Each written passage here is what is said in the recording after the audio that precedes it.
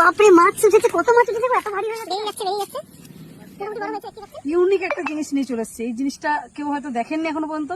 তো দেখুন, মাছ ধরা তো নানা জিনিস দেখেছেন, এইটা দেখুন। এবার আজকে এই মশারিতে করে মাছ ধরবো। চলুন কিভাবে মাছ ধরছি দেখাবো আপনাদের। এর জন্য মিষ্টি রেডি। এবার এই মিষ্টিগুলোকে এর মধ্যে দিয়ে দিচ্ছি। ব্যাস, মাছের খাবার দিয়ে দিলাম। এবার চলুন দেখা যাক এর দিয়ে আদৌ কি মাছ ওঠে। চলুন দেখা যাক। এই যে সামনেই জল, জলের মধ্যে এটাকে ডোবাবো। এটা হচ্ছে ম্যাজিক স্টিক, বেরিয়ে যাচ্ছে মোটামুটি বড় হয়েছে, ঠিক আছে। এইটা করে বেঁধে দূরে ফেলবো নেটটাকে। চলুন কিভাবে করছি দেখাচ্ছি আপনাদের। পাশের মধ্যে দেখতে লাগছে।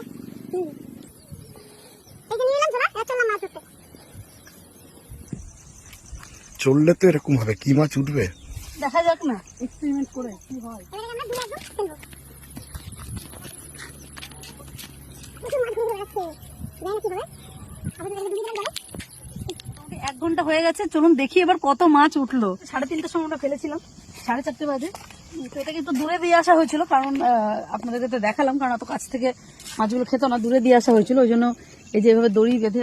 বাপরে মাছ উঠেছে, কত মাছ উঠেছে গো, এত ভারী হয়ে গেছে এটা। বাপরে প্রচুর মাছ, ভর্তি হয়ে গেছে মাছে পুরো। এই দেখুন সব পুঁটি মাছ উঠেছে। তো এটা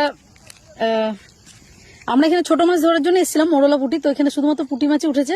ওই যে আরো জালের মধ্যে ওইদিকে দিকে সব লেগে আছে। জিনিসটা কিন্তু অবশ্যই ভালো রেজাল্ট আছে এটার, সত্যি মাছ উঠছে। ছেড়ে দাও।